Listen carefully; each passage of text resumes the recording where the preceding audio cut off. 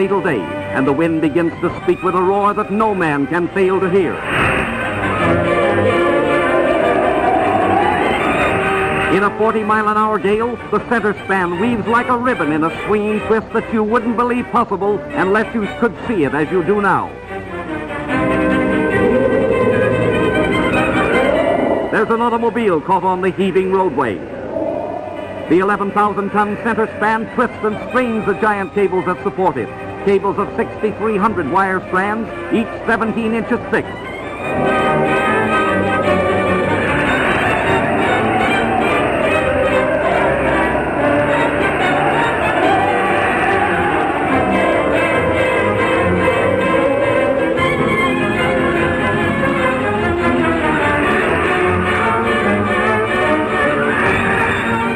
Back out of the danger zone, all stricken spectators are driven to safety as the bridge gyrates like a nightmare high above the river, twisting, turning, curling. The lone motorist is forced to abandon the car. He has but a few minutes in which to save himself.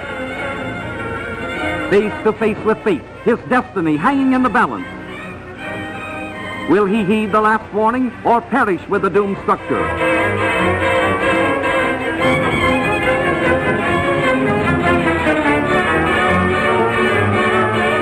But he saved himself by seconds.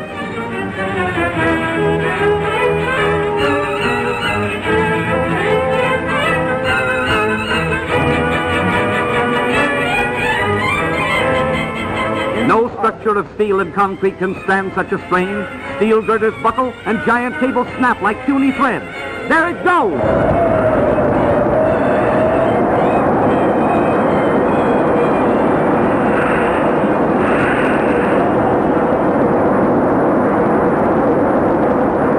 Engineers are divided as to the cause of the disaster. Some claim it was the use of solid girders. Others differ.